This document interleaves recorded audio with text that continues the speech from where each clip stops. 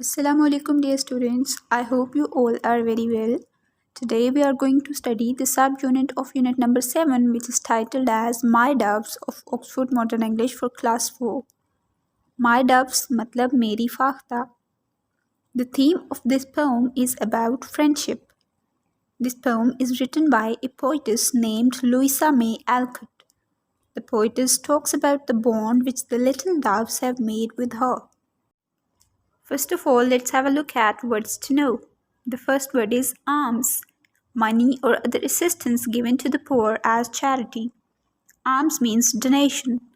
The second word is cease. Cease, stop. Cease means to cause to come to an end.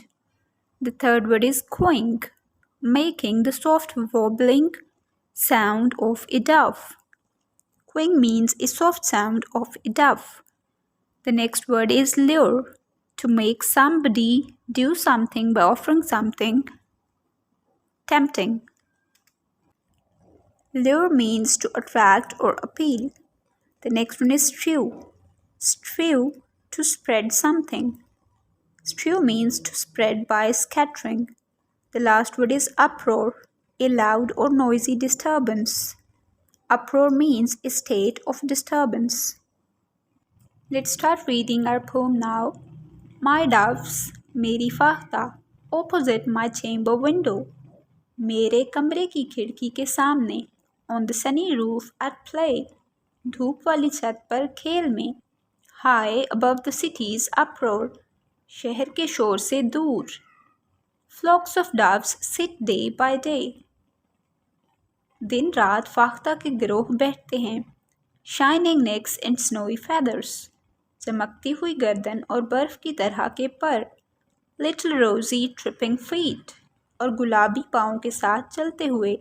Twinkling eyes and fluttering wings, रोशन आँखें और फड़फड़ाते हुए पर. Cooing voices low and sweet, मीठी आवाज़ें कम और ठंडी. Graceful games and friendly meetings, खेल और दोस्ताना मुलाकातें. Do I daily watch and see? क्या मैं रोज़ाना देखती हूँ? For these happy little neighbors, इन खुश नन्हे पड़ोसियों को.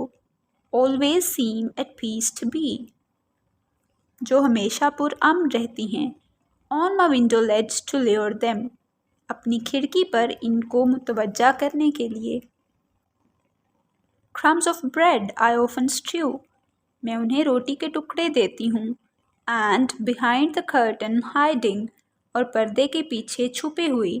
Watch them flutter to and fro, इन्हें फड़फड़ाते हुए देखती हूँ. Soon they cease to fear the giver, जल्द ही वो अपने देने वाले से खौफज़दा नहीं होती. Quick are they to feel my love, मेरा प्यार महसूस करने में वो बहुत तेज़ हैं.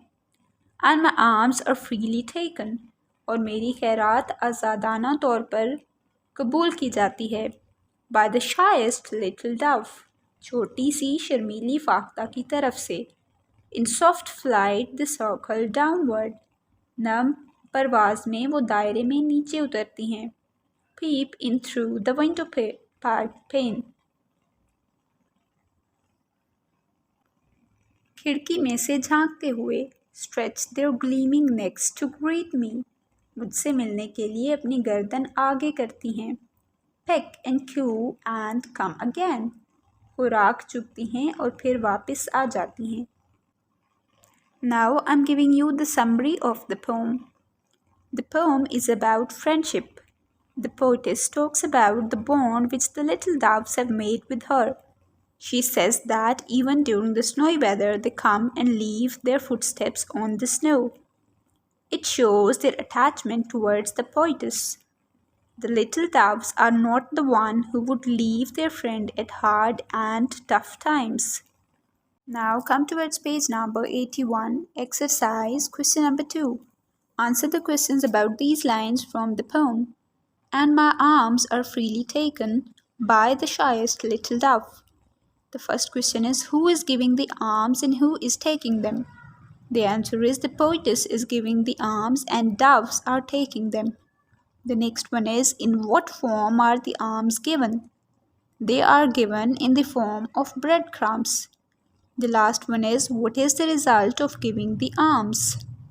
The result of giving the alms is that the doves come to greet the poetess. Now come towards part B, working with words. Match the adjectives in column A with the nouns in column B. Number 1 is as black. As black as night. रात की तरह काला. The next one is as cold as ice. बर्फ की तरह ठंडा. The next one is as blind as a bat. चमगादड़ की तरह अंधा. The next one is as deaf as a post.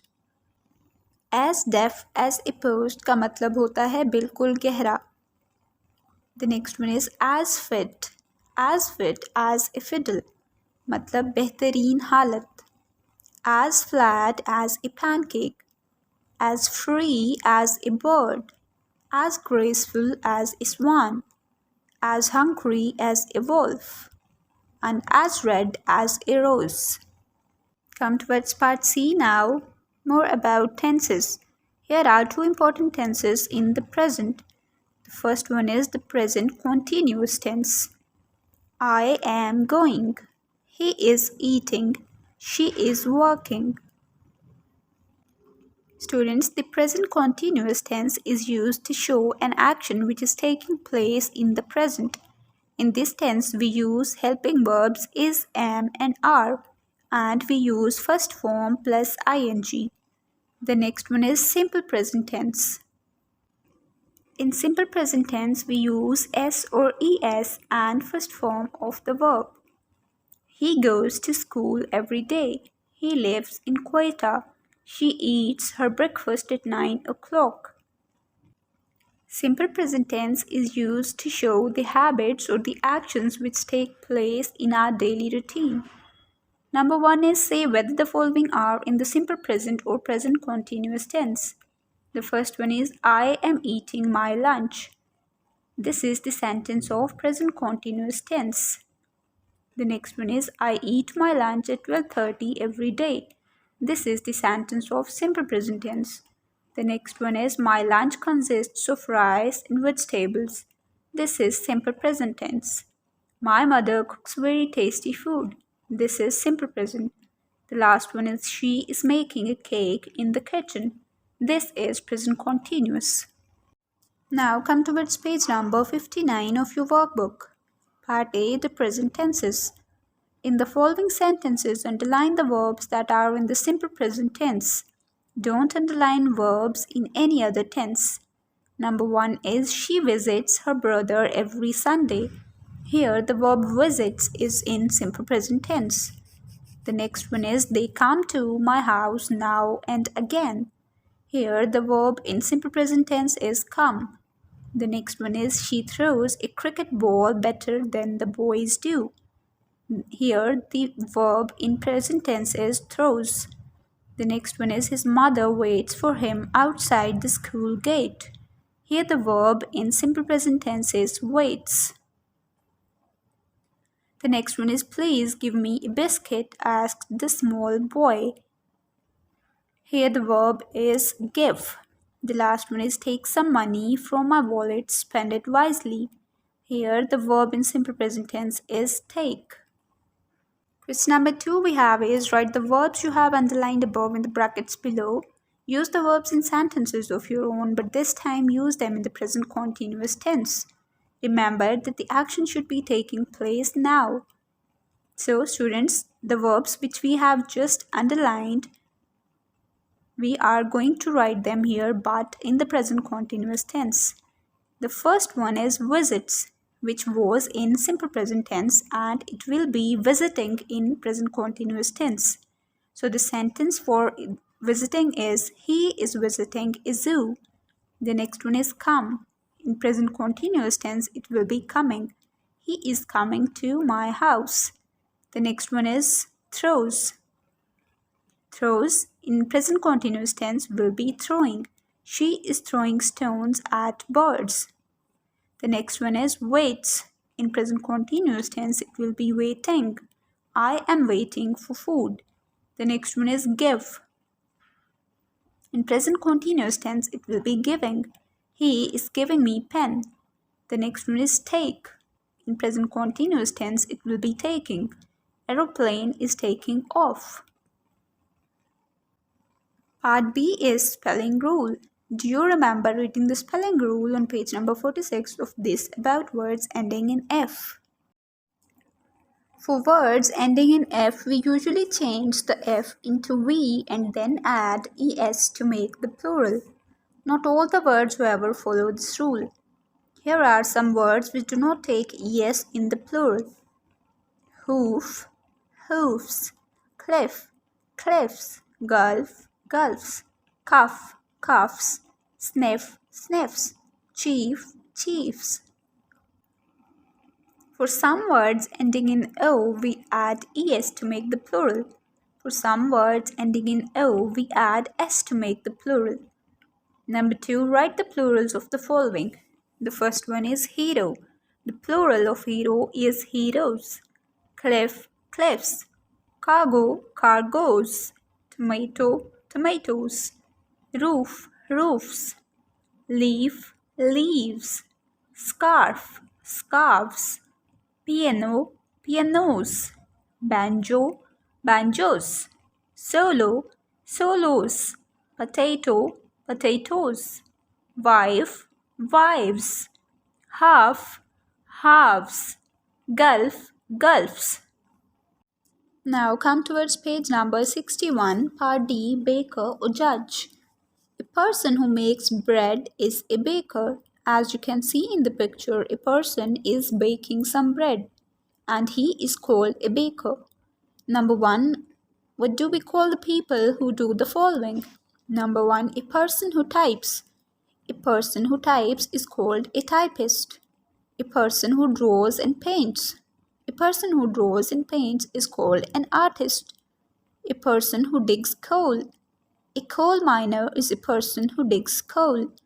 A person who cuts people's hair. A barber is a person who cuts people's hair. A person who plays some game. A player is a person who plays some game. A person who runs a farm. A farmer is a person who runs a farm. A person who owns something. An owner is a person who owns something. A person who makes pots. A potter is a person who makes pots.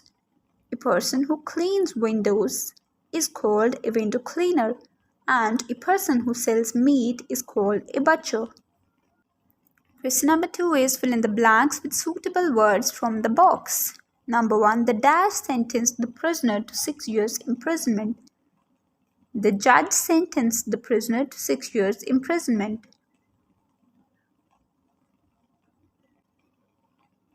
The dash gave Asim a new pair of glasses. The optician gave Asim a new pair of glasses.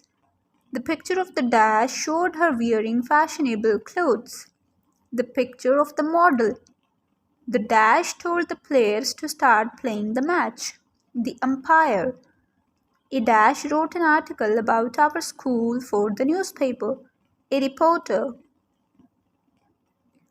The old lady went to the dash to buy some tea and sugar. The old lady went to the grocer. At the shop, a dash took the old lady's money. A cashier. In the last race, the dash was thrown out of his saddle. The jockey. Towards page number 62 now, part E, if or. Here are 2 ways of saying the same thing. If you don't use an umbrella, you will get wet. Use an umbrella or you will get wet. Write sentences as in the example above. Now you are supposed to write the sentences by following the above given example. The first one is, if you don't go now, you will miss the bus. Go now or you will miss the bus. If you don't wear a coat, you will feel cold. Wear a coat or you will feel cold. If you don't stop playing with that knife, you will cut yourself. Stop playing with knife or you will cut yourself.